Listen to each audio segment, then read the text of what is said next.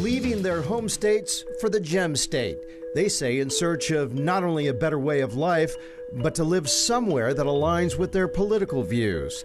Next, we take a look at the trend known as political migration.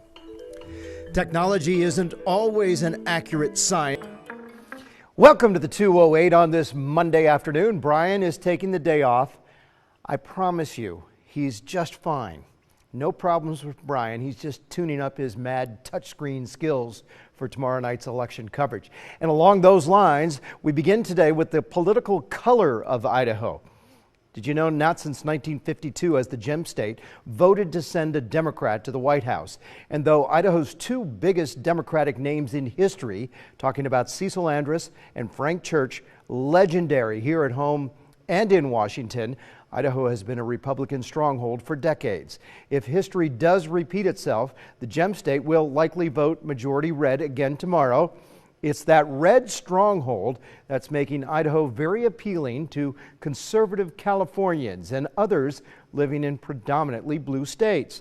Our Kim Fields has a look at the red wave of migration to Idaho.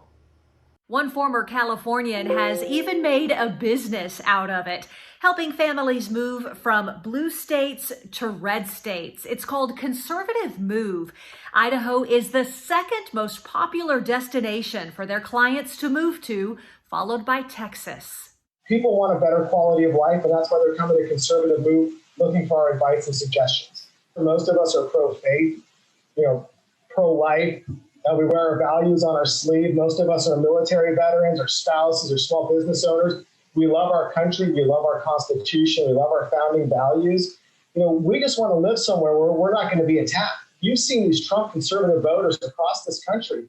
You can Google it. It's everywhere. They're getting punched. They're getting run over. They're getting shot. It is just disgraceful. And quite honestly, families have just had enough. And I get it. I can see why. What we're doing is just trying to help people live the American dream, all people. Because in all honesty, it's on most people's minds that they're living in areas where it's a high cost of living, high crime, rampant drug use, or God forbid the riots.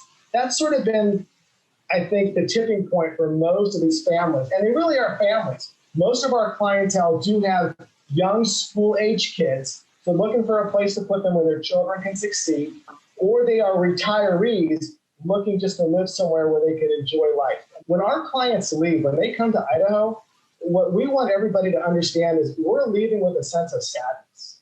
We're leaving a place that we know really well. And so we're coming to your state not to change it.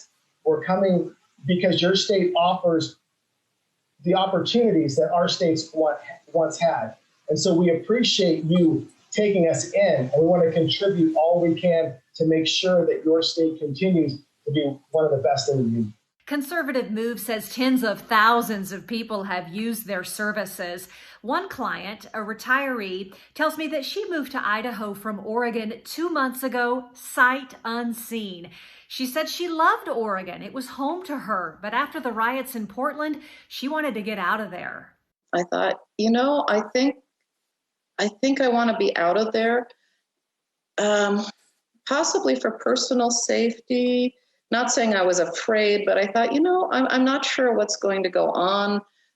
When there was threats of, hey, we're coming to burn the suburbs next, I thought, wow, I don't feel comfortable in my own home anymore. When I saw the video of the armed citizens in Coeur d'Alene standing up to Antifa, I thought, Idaho's where I'm going, and here I am. In Salem, I would have been afraid to wear a Make America Great Again t-shirt.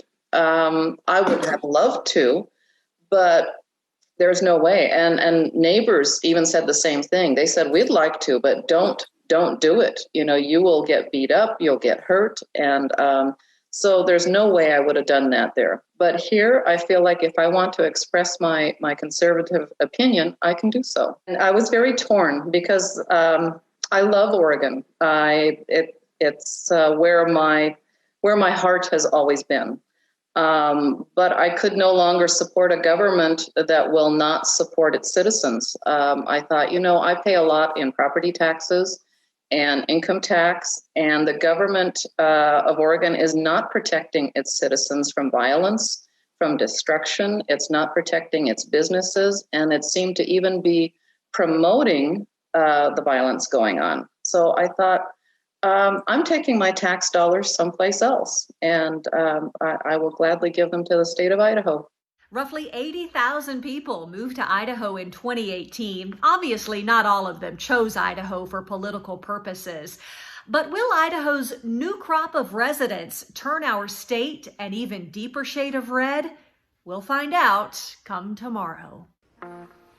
And along those lines, here we are the day before the election day of 2020, and it's not hyperbole